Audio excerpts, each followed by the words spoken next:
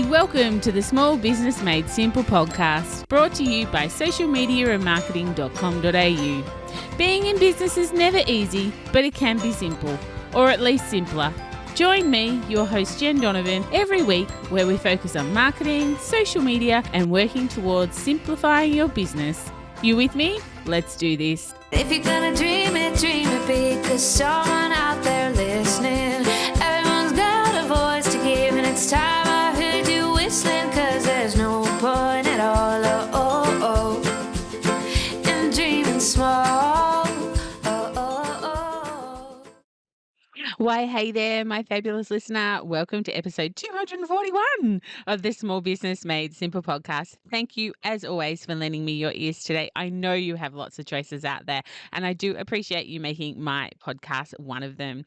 If you are enjoying this podcast, and I have to say this is one of my favorite things of the week, is when I hop on social media and people have taken a screenshot and tagged me and said, "Hey, Jen, I listened to your episode."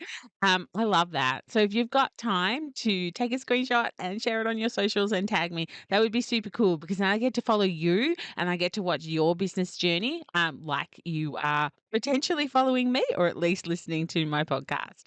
Don't forget, you can find the show notes for this podcast at all the W's, social media and marketing.com.au/241.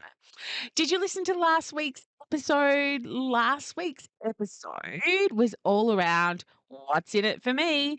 That really hefty question that I think we all need to listen and concentrate a little bit more on when we are trying to sell our goods and services. So if you haven't listened to episode 240, that is all about thinking about that question and answering that question, what's in it for me, then head back there and have a listen. Today, I'm full of butterflies and full of excitement because it's retreat day. Yay! Today, after this goes live, I am off to my Women in Business, Not So Business retreat. It starts today with 7 other amazing women from all across Victoria and New South Wales. And I'm just so excited, full of butterflies. I just wanted to share that with you today. And like, what's exciting you today? I hope that you have something exciting going on in your life that starts today as well. Otherwise, watch my socials and watch the retreat unfold. But before I do get started, I just wanted to give a shout out to this week's podcast sponsor, BL Management Consultants at BLMC. Of course, their motto is "Your people working well," and they've been trusted partners in health and safety since 1999. But they're not just all about traditional health and safety, but they work on the entire person, both physiologically and all around their physical safety as well. And they have the key focus of people working well and thriving in the workplace. But of course, because they're all about health and safety, being compliant as well. BLMC have some courses that are coming up, including the Resilience First Aid course on the 18th and 19th of May. You can give them an email at office@blmc.com.au to inquire or to book your spot. Or you can check them out on their website and check out everything they do and how they might be able to support you in your business at allthewsblmc.com.au.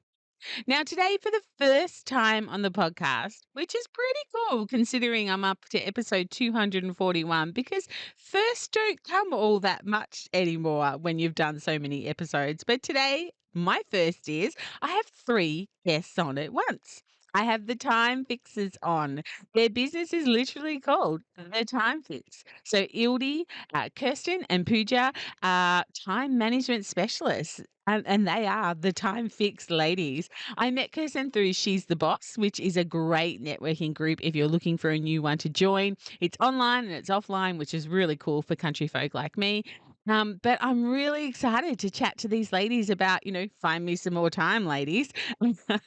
Is basically, my premise to them today.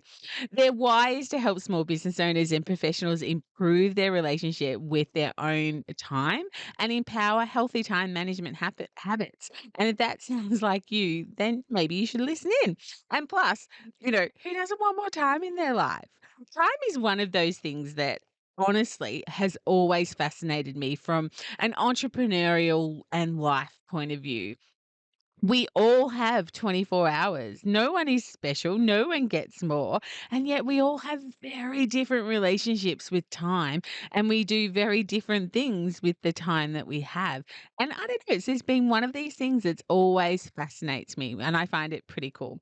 So, anyway, I'm so delighted to be chatting to Pooja and Ildi and Kirsten today, all around fixing our time, adjusting our relationship with time. So, here's the ladies and here's our chat. Welcome, ladies. Welcome to the podcast. I'm super excited to have you on. I've never had three guests at once. So, this is going to be a conversation like no others. So, thank you so much and welcome. Thank you, Jen. Thank you, Jen. Thanks so much, Jen. No, this is great. This is great. So, the business, which everyone who is watching this, because this goes on YouTube as well, can see that it's called The Time Fix. So, we are going to be talking about all things time management and time, which I don't know a person alive who doesn't want to work their time a little bit better, whether they are working or not working and just enjoying their weekends. But before we get into it, I'd really like to know from each of you a little bit about yourselves, a little bit about the business, and yeah, where it all started to where it is now. So I'm going to hand over to you to introduce yourselves, if that's okay. Awesome. I think I'll start, Jen. For those of you who are listening, my name is Ildi Ratsprosser, and I am the founder of The Time Fix. And today you will hear from Pooja Kelker and Kirsten Wilson too. They are my two business partners, and you'll hear in a bit on how we got to this trio, because that's an interesting journey on its own. But in saying that, what you need to maybe know about me is that I'm Missing the Organized Gene. I started this business about 8 years ago now, Kirsten. It's been 8 now. So it's been a while, and it started with creating a small business planner. Why? Well, I used to be in direct sales. I used to sell natural cleaning products, and I went through a divorce. And what happens when you go through a divorce, things change.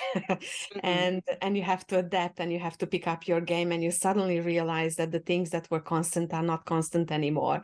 So this is why I had to up my game. And as I said, I am missing the organized gene. So I totally know what it means to be all over the shop and having to find your groove in a different way and so on.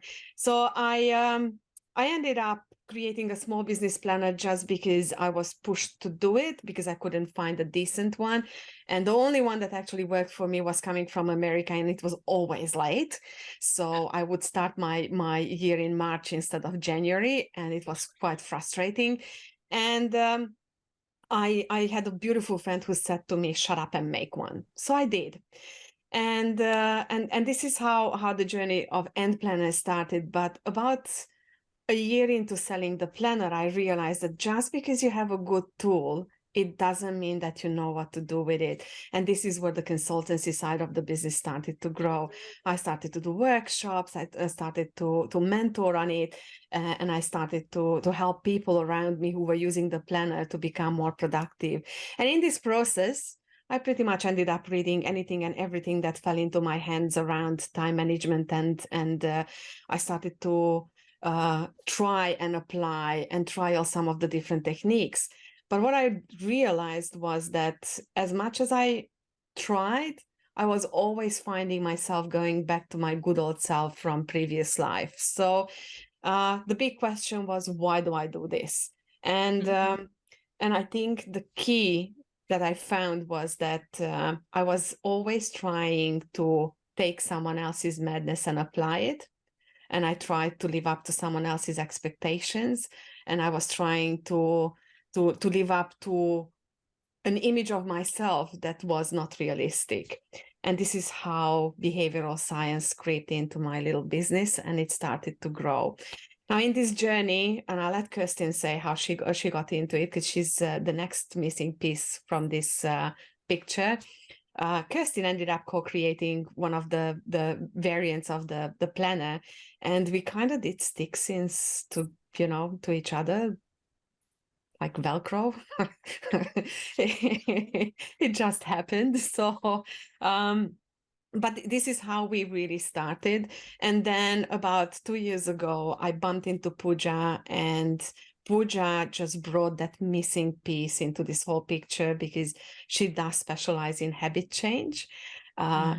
So I found that as much as I was able to identify the gaps and help people gather the tools and the techniques that they needed to grow, I couldn't dig deep enough to help them really make the change that will help them stick with their newfound knowledge and their newfound self-awareness around better time management and better time mindset. And this is why we started to talk about time mindset rather than time management, because I believe you can't manage time. You can only manage yourself. So Kirsten, do you want to just interject? Absolutely. Very wise words. Oh my goodness, very wise words. Okay, see how you go following that one up. Well, she's a hard one to follow, so I'll do my best, Jen. But yeah, as Ildi mentioned, I came into her sphere 7+ years ago, not long after actually my daughter was born. And what happened was I started my own business. I had a multi-level marketing networking business as well, and we bumped into each other. And when Ildi was discussing how to use her planner, I thought, what is this method? What is this madness about color coding and allocating things that should be for family time and allocating things that should be for business and allocating time for making connections and networking? And I was so fascinated by it because my past history growing up, I had journals and journals and journals of writing things all throughout my childhood. And then traveling in the later years into my early adulthood and kept documenting things. So I was a huge fan of already putting pen to paper anyway. That was something I really loved doing. But when there's a method and there's a plan and you can follow that system, well, that's a whole new level. So I think that's why I was really attracted to what Ildi was offering. And then a year into using her planner, I said to her, we need to make one together. I have a huge community that really needs to understand the same methodology. And so what can we do? And then not long after, we created one for a wellness community.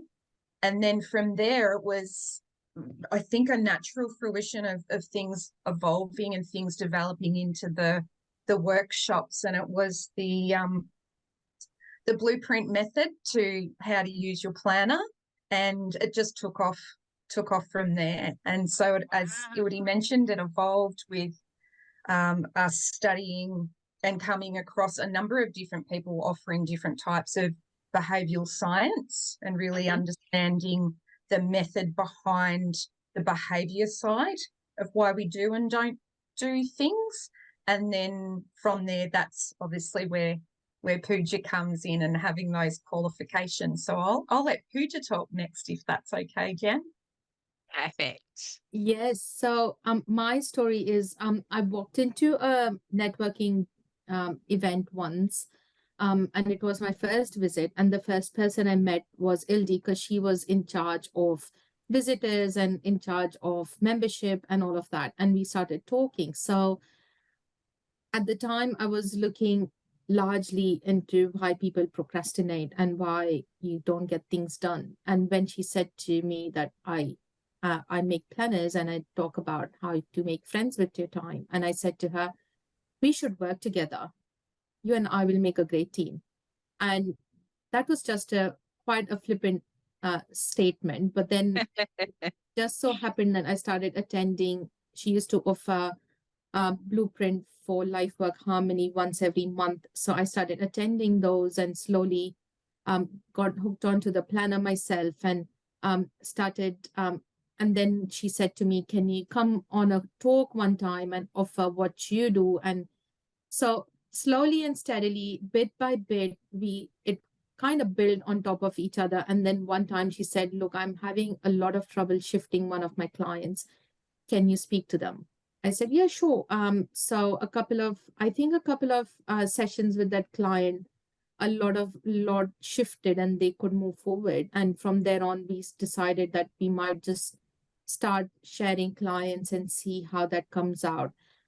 But what happened in the process is we tried to build a program together. Just to be fair, for two business owners doing separate businesses needed to be 24 sessions. Now that's daunting.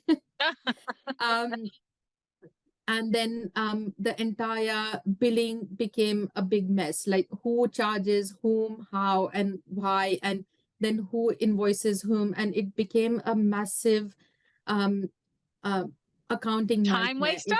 And a big time waster, and not a good customer experience either, because suddenly instead of 13 sessions or 12 sessions, we were offering them 24, and it got quite confusing as to why 24 and why do I have to pay that much, and all of those questions started coming in. Then it just made sense to create a company where it's just a one-stop shop for all clients, where they are being built by a company, but they get three of us helping them at different stages of their journey with us. So that's how it all came together. And believe it or not, the conversation started a year before we could actually solidify it.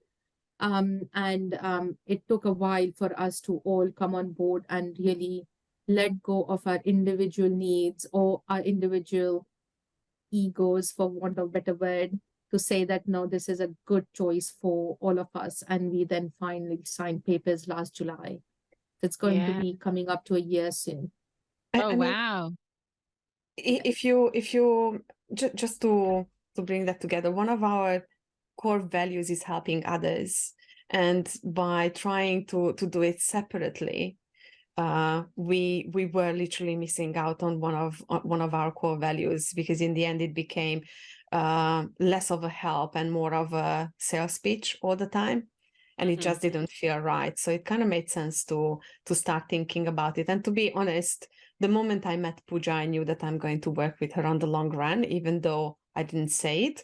And Kirsten sometimes, makes a joke around this, but I do have a vision on where this company will go, and sometimes I share glimpses. But when I met Pooja, I knew that she's the missing link when it comes to this, because in the end, I create, Pooja makes sure that you stick with it, and then system can put the systems and processes behind you.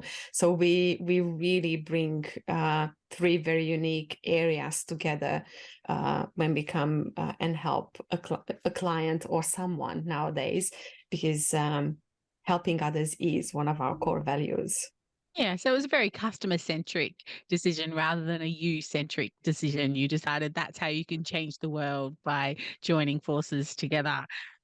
I know that this is a podcast, so not everyone can see what I can see, but obviously your little catchphrase is, change the journey, make friends with your time.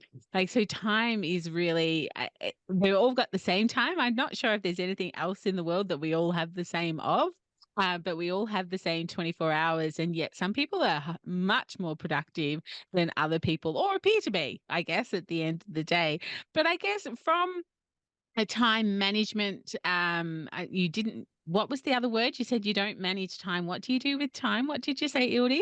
You can't manage time. You can only manage yourself. So we talk about time mindset.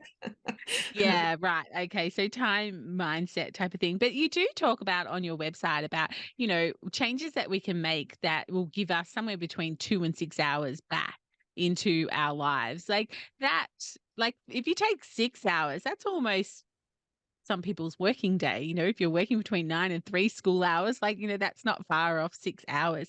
So I'm not quite sure who is best to answer that question, but what's just one or two little ways do you think that we can actually get back our time, or get back somewhere between 2 and 6 hours? Should I? Yeah.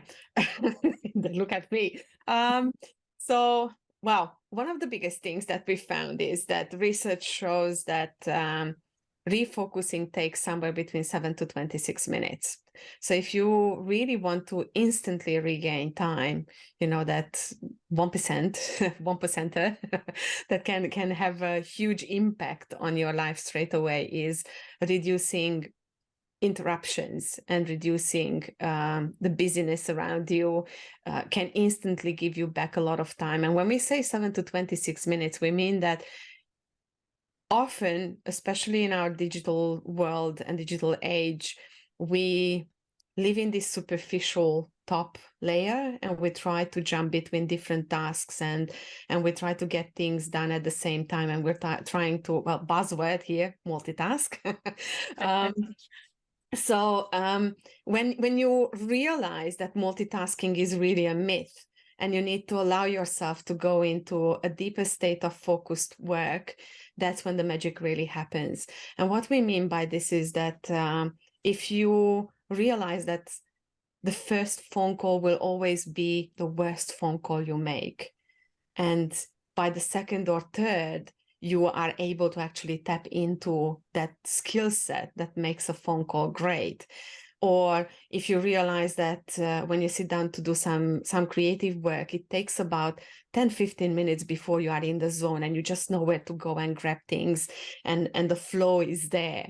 So getting into that flow and allowing yourself to reach that state of flow is key to actually regaining time. And it's not hard. It's really just turning off distractions, turning off those notifications, putting your phone on silent, all the things that we know that we should be doing, but we never do. So I do believe that one of the things that if you really mean regaining half an hour to an hour a day without even doing much, then start using your boundaries a lot more, and stop being disrupted. So from a systems and processes point of view, and I know, Kirsten, this is your little place of expertise or genius, what does that look like, getting back time from a systems and processes point of view? Is it turning off distractions, or is it, is there more to it than that? I really think that, and it depends on your behavioural style too, and we'll come into that a little bit later.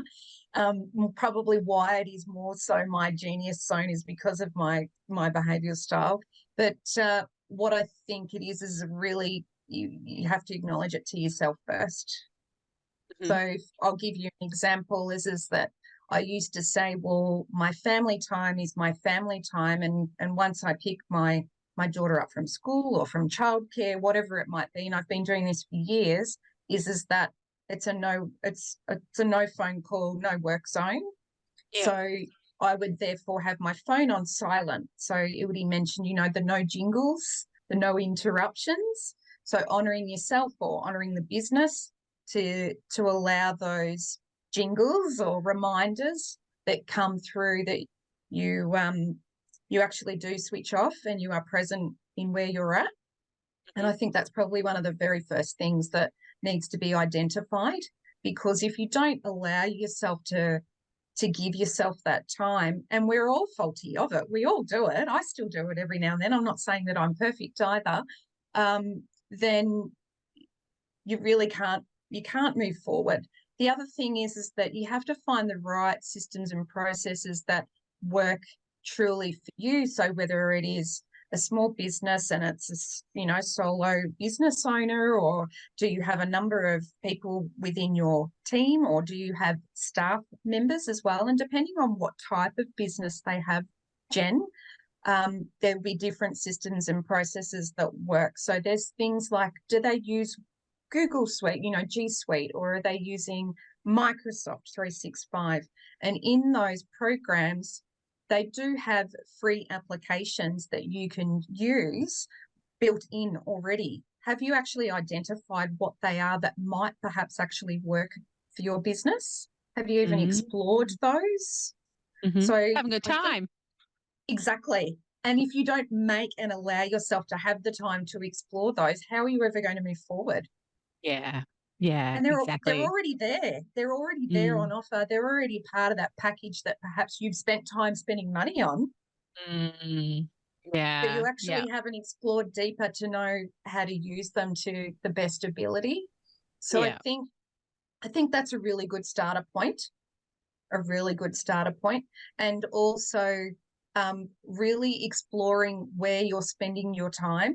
So depending on what that package is, perhaps that you're using, if it's an online service like we were just talking about, some people are, systems and processes more online as opposed to pen to paper, but we have another whole conversation we can explore and discuss on putting, pen to paper. There is a method in the madness, and there are statistics proved on why that is sometimes better use of how you actually move forward. So, and yeah, really understanding where you're spending that time and being able to overview and see your time and where it's getting spent is better quality of the systems that you're using. So, for example, some people like to see it in a planner or like to see it in, the old type where they say diary, whereas we choose to use planner.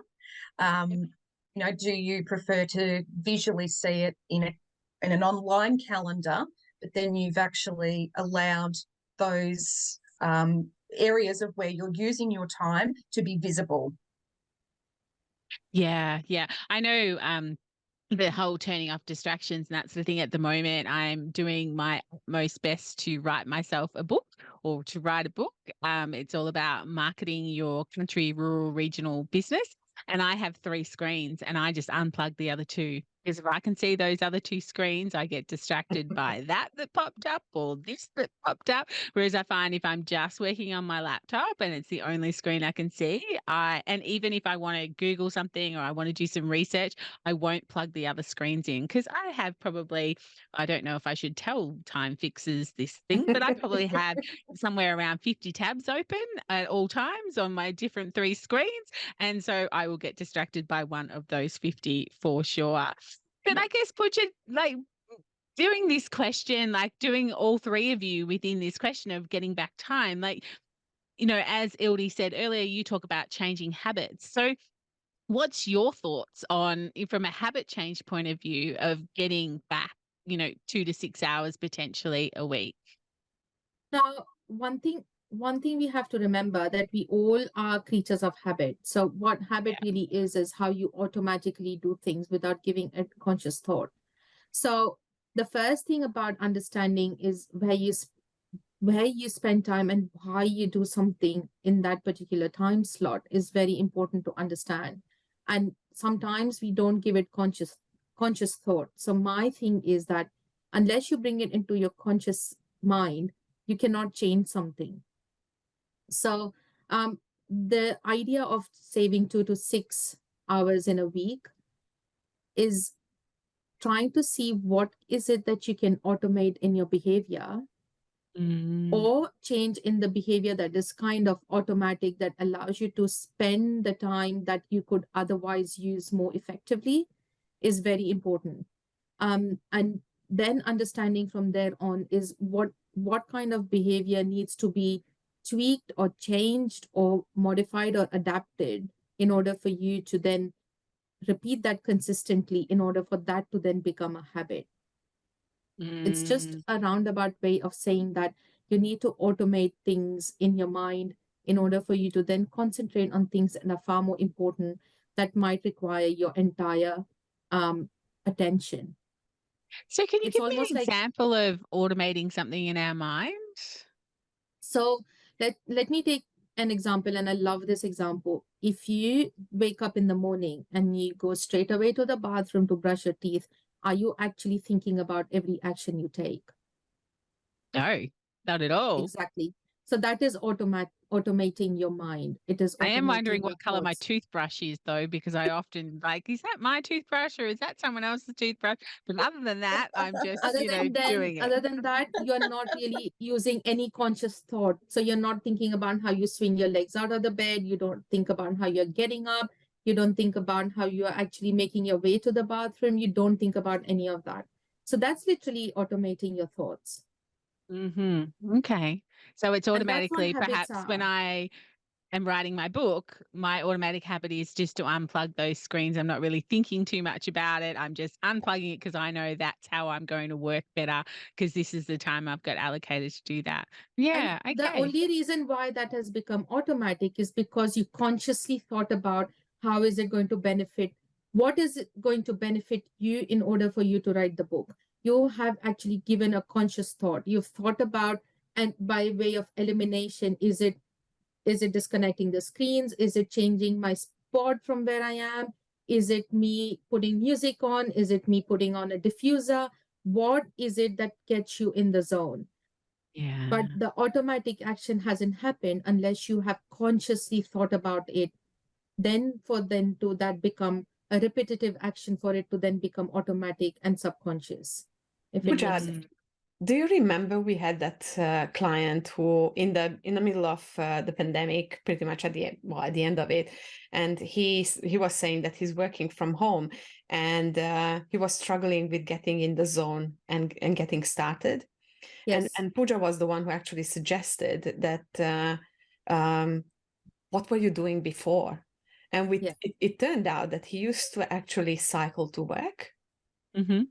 Yeah. So what Pooja suggested was to go back and actually have a, before starting work at your desk, go and actually cycle for 5 kms. Mm-hmm. And we got a message back a couple of weeks later, and he was like, oh my God, just resetting that habit that used to get me in the zone, because by the time that he would hit work, he was already ready to go. He would get his coffee and he was in it for the whole day. So just reinstating a little piece of his original habit actually improved his productivity immensely. And this is what we say, that if you have these little automations that get you in the zone, or are things that you already do in a certain way and they serve you, we're not talking here about the things that don't serve you. We're only talking about the things that serve you, will actually help you free up brain space and actually be able to concentrate and focus on the important things. Mine's put my shoes on. So I always put shoes on to go to work. I work from my home office on my farm, but when I put shoes on every morning, just like I would if I had to go out to an office. So that's something, probably subconsciously, that, puts me in that work mode. And something I've always done is, dress for work. I've been known to do things in pajamas, but only on weekends. But during the week, I don't necessarily put makeup on all the time anymore, because we have filters for that when we have to do videos. But certainly put my shoes on. Tristan, I'm not sure whether you're the person to answer this question, but you did bring up just earlier about behavioral styles. Now, I know that we don't want this podcast to go for 4 hours, as much as I would love to speak to you, all you ladies, for 4 hours. But can you explain to me what behavioral styles are, and how you can tell what sort of style behavior you have, or if you're not the right person, then anyone else? I think I might hand it over to Ildi on this one. I can give you a little brief, but let's explore a little bit deeper first, and she can give you some really good insights on this one. Thank you. So behavioral styles. Well, what we realized, and if you remember at the beginning, I said that I always found myself back, sliding back into my old ways. What happened was I realized by talking to a wonderful lady from New Zealand, her name is Jane Albiston, and I'm sure that she would love to hear where those conversations took us. She was the first one who actually planted the seed in my brain that in the end, we are all human beings. And one of the things that probably is missing from the big picture, from the grand picture, when we're talking about time management, is the human element. We all try to take some existing good systems and just simply run with them. The reality is that you may not be wired in a way that you can just take those systems like they are and run with them. You need to adapt them to who you really are, and you need to be able to twist them and turn them so that they become yours. And this is where we say that we love helping you make friends with your own time, because in the end, it's all about understanding what's your behavioral makeup, and how can you use that in becoming more productive, and how can you take those existing tools and adapt them to what you really need. And I'll give you just one example. We all know about the Pomodoro technique, you know, the 25-minute focused work, 5-minute break. Well, the reality is that if you are a certain, if you have a certain behavioral makeup, it will not work for you. It will just simply not work for you, because your focused work time might be either a lot less or a lot more. So stopping at 25 minutes is either interrupting or you're already interrupted. If it makes sense. So this is why we came up with what we call the time-centric archetypes, and we look at before we even start working with anyone, we always do a bit of a profiling, because we find that it's so important to understand first who you are and what are your needs around productivity before you start making change. And when we start making change, that's where Pooja jumps in, and she'll help you refine that and dig a little bit even deeper in those time-centric archetypes to figure out how can you bring awareness around how do you prefer to work? Because in the end, that's it all about. So do how you many prefer to archetypes work? are there? There's only 4. Oh, okay. It's not, There's not too hard. 27 of us or anything like that. No. Well, go for it. No, just I was just going to say that one thing that we love to say, and this is something that we always say in our workshops as well, is that we all measure time in the same way, but we don't relate to time in the same way. The relationship with time comes from your cultural background, comes from the way you've grown up around what is being said about time in your language, what is it being said by your teachers, what is being said by your peers. You always will relate to time differently. Now, let me give you an example. For those people who might be multilingual listeners, I would encourage them to go back to their mother tongue and find out how many words there really are to explain time, and whether there's any connotations behind every word of those. Because I know that in my mother tongue, there are about 4 or 5 words that just speak about time. And in every context, it would mean different. So we have to really understand that the reason why we came up with the time-centric archetypes is exactly because of this. The relationship with time is completely different for every person. Yeah, I think I was kind of ruined with my relationship with time, working in law for 20 years. 6 minutes. Every 6 minutes had to be accounted for, and I had to attribute that to a client's bill, whether that be 1 6-minute or 26 minutes, but everything was done in 6 minutes.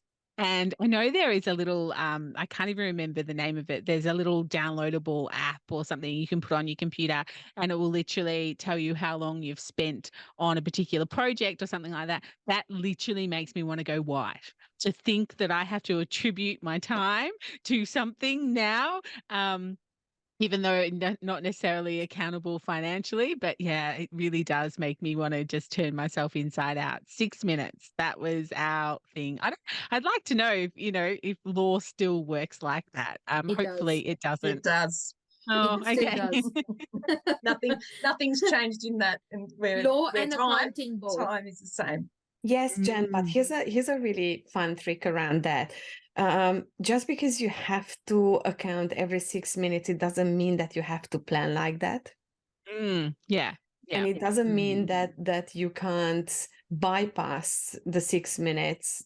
At the end of the day, you will still do it. But by planning your week ahead, by looking at how many 6 minutes fit in a productive time block, and work with what you know that works for you, you can actually take away the stigma around that 6 minutes. That's just a pure financially used perspective. So if you start looking at it from a different perspective, and if you start looking at how you really prefer to work, and how it really works for you, so that you can be productive and not circle into overwhelm and procrastination and be lost, then suddenly things change. So I think the other big trick is that we say is that you need to plan. Yeah. I know people are afraid of this word, and many people say to us straight away, oh, it doesn't work. Oh, it so does. Right? Ladies, would we agree? This is pretty much the first sentence we hear. Yeah. Why plan when it will not work? Well, the reality is that you're not planning whether it's going to work or not. You're planning because you want to know where do you want to spend your time. And that's a huge difference. Because in the end, if you know what your priorities are, it doesn't really matter whether the plan is perfect or not. It only matters that you will have a bit of clarity around what must fit in your week and what is negotiable in your week. And that's it. Yeah. Great. Thank you for the insights into some behavior styles for sure.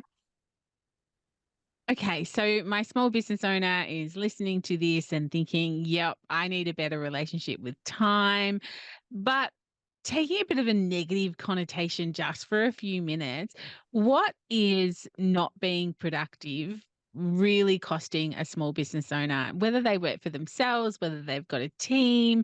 Like there is both. Well, I don't know. I'll leave it to you. I'm assuming there is an emotional, physical, and definitely a financial cost. But who's best to answer that sort of question around what's it really costing small business owners to be unproductive Let and me not to just plan? I'll let the second half of this question be answered by Ildi or Kirsten, but I'll just start off with saying is that first of all, find out what productive really means to you. If you are thinking productive means filling every minute of your every day with doing something, which is generally the definition of productive by everybody else's standard, then you are holding yourself up to an unrealistic measure, an unrealistic standard.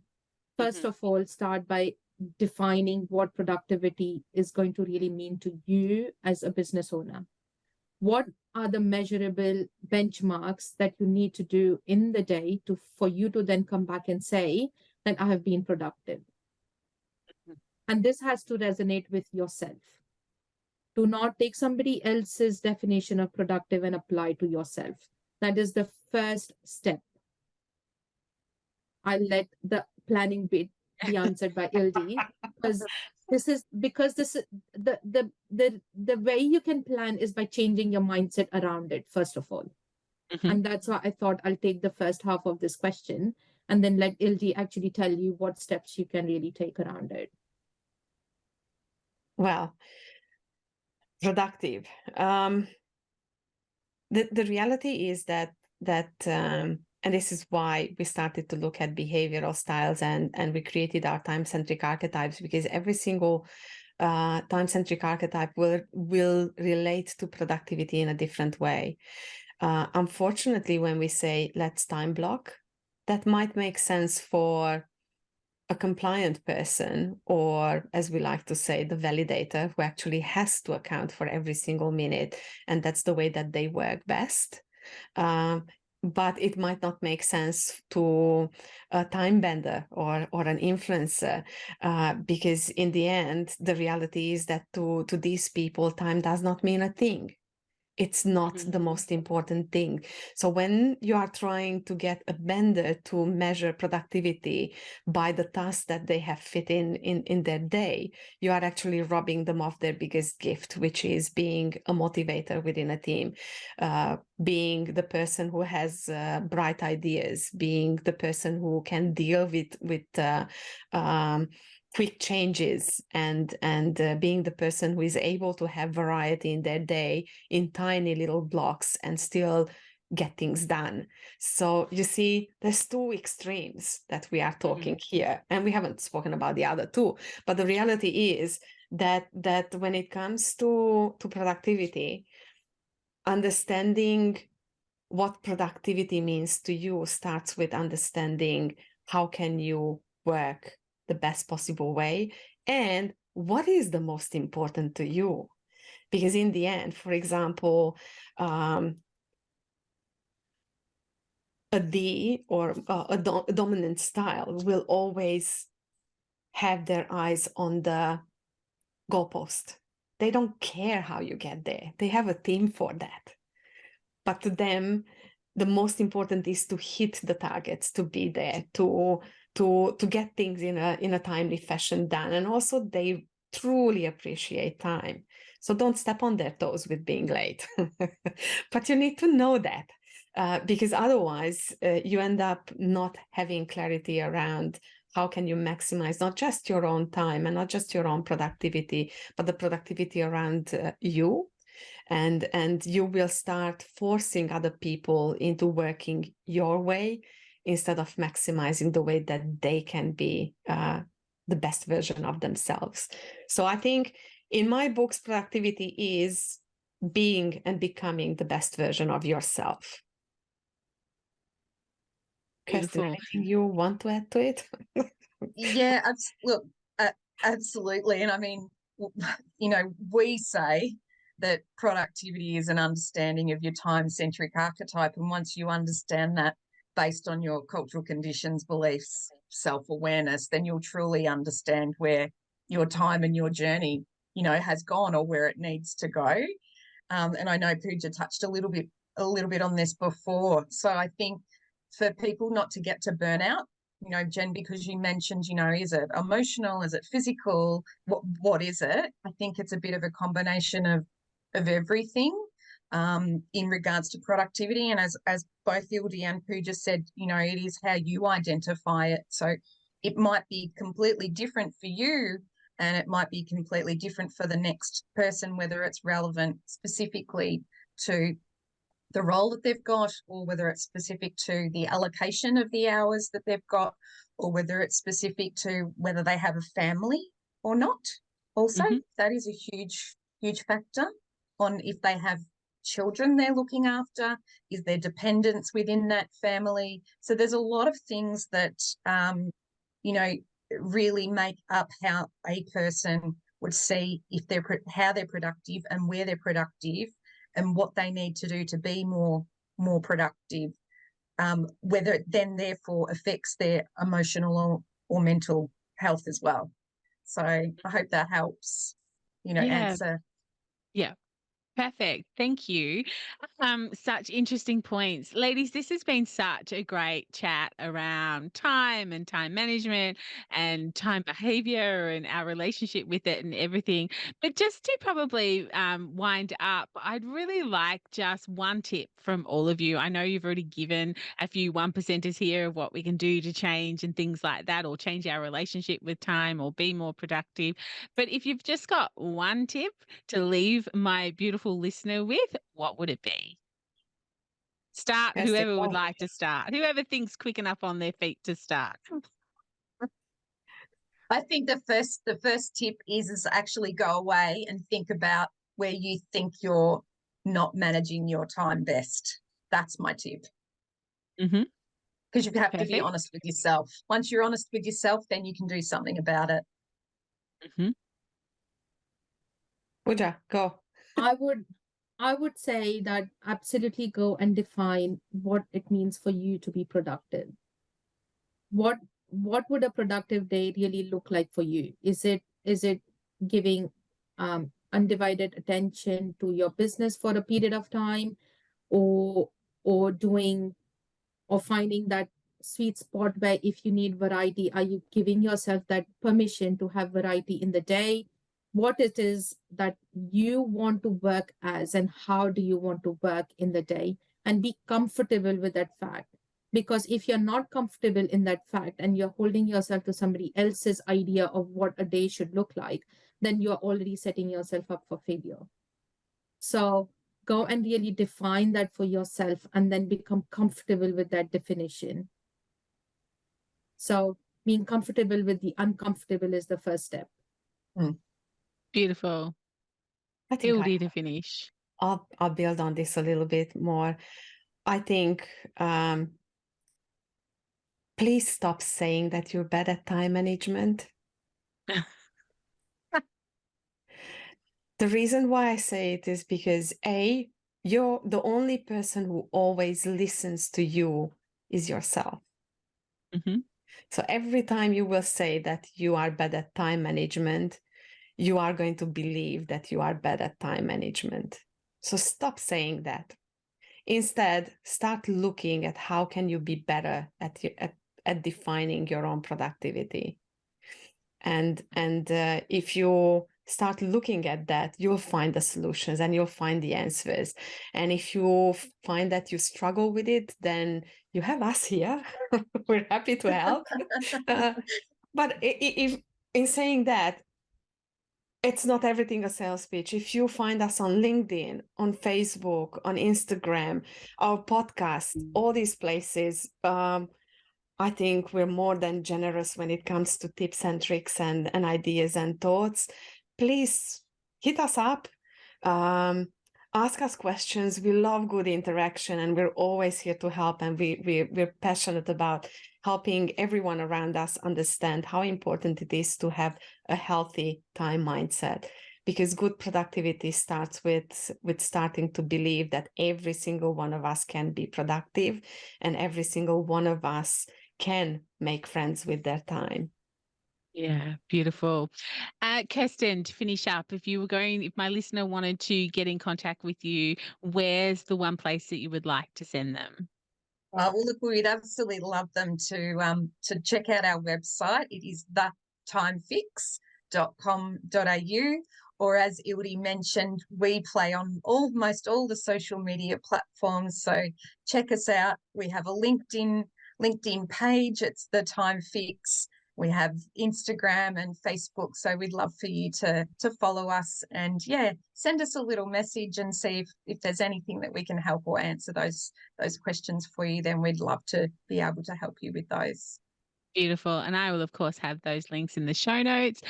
What's the podcast called? Because obviously my listener is a podcast listener. They might want a brand new podcast in their ears. What's the podcast called? Very Have a boring, guess. Jen. It's The Time Fix. Oh. Very on brand, ladies. Very on brand. We don't want to confuse people. The Time Fix for everything. Yeah, perfect. Thank you so much, ladies, for giving up your time today. This has been a great chat. And we will stay in touch. Thank you, Jen. Thank you, Jen. Greatly Thanks. appreciated. Thank you. So what did you think?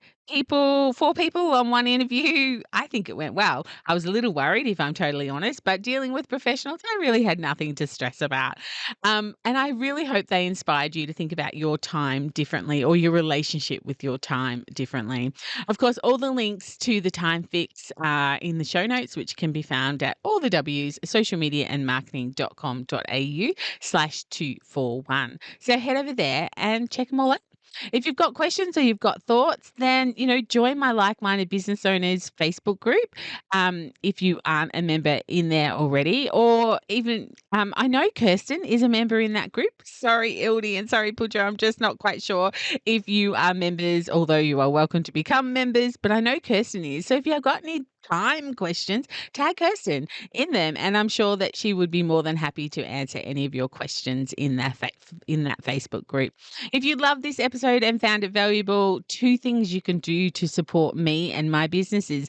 1, share it with someone else who you think might need a better relationship with their time or would get some gold from listening to this episode. And number 2 is you could leave me a rating and a review. If you can do that in wherever you're listening to this podcast. I know, not every platform you can do that in, but it is my goal to reach more people with this podcast, and I'd love you to help me achieve that. Thank you so much in advance for that. Otherwise, I'll see you next week for episode 242. Thanks again to BL Management for sponsoring the podcast. Don't forget, you can find out about their courses, including the Resilience First Aid course on the 18th and 19th of May. You can contact their office at blmc.com.au, or of course, head to their website, blmc.com.au. But in the meantime, let's hang out on social. If we're not already, you'll find me on Instagram, Facebook, and of course, LinkedIn. But whatever you do, remember, my small business peep, as my opening song says, there is no point in dreaming small. No time like the present. Tell it like you feel it, say it proud, be true, and let us see you for the star that you are. No point in dreaming small. I would like to acknowledge the traditional custodians of the land, the Yorta Yorta people, on which I record this podcast and conduct my business today, and pay my respects to their elders, past and present. I extend this respect to the Aboriginal and Torres Strait Islander people here with us today as well.